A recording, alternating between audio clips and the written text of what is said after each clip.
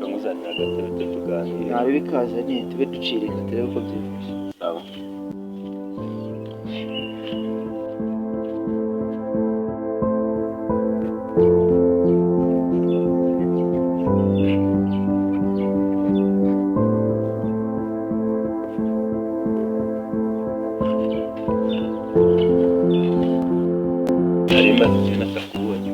Akazi karagutwaye ahari muri iyi minsi ntabwo ukipfa kuboneka pe Kubera akazi kenshi se wagize ngo byapfa gukunda.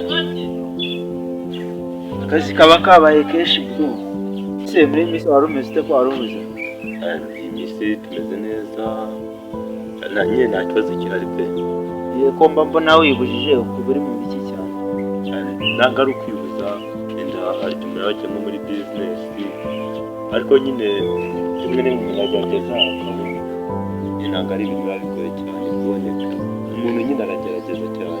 Birumvikana niba uri mu kazi cyane nyine kenshi na kenshi usanga utaboneka cyane kuko ugomba gushaka uko wabona amafaranga ugatunga umuryango wose nawe ukareba icyo wabafasha. Niko biba bimeze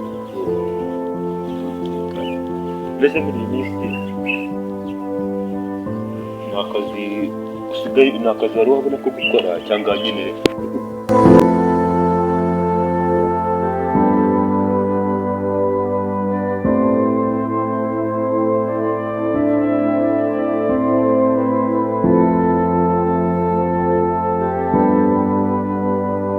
ntabwo bavuga ko bimeze nk'uko mu gihe bishize ariko byari bimeze.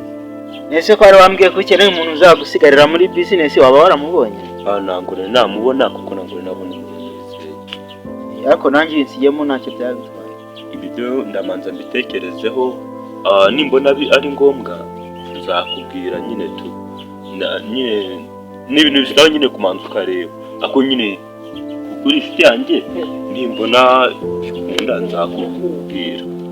Kuva turi inshuti nyine njye ntabwo wakwiga ubitindaho ngo uriga ubitekerezaho n'aka kanya wawe tubigira tukandika ugahita uyima ntacyo biba bitwaye. Nta kibazo turi buze kubipanga nyine ndaza kubitekerezaho ndaguha igisubizo wowe humura. Iyo utakwiga ubitekerezaho uzi ko turi inshuti.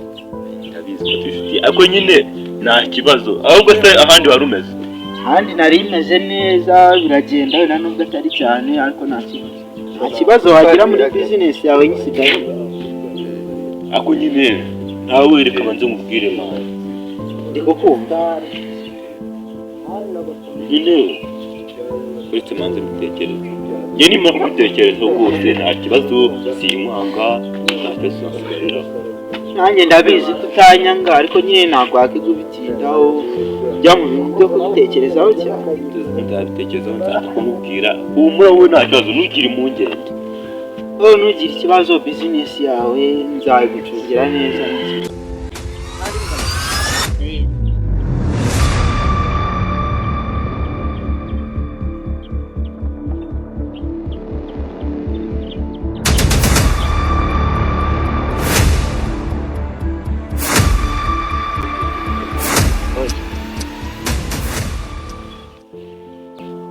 abajama basuhuzanya gutya sha bisi wakintu uretse ko wari watinze urebye hari utuntu naho ugiyemo utuntu turuta bizinesi twasize kujyamo cyo n'ukuri akari ni amafaranga ushaka sha.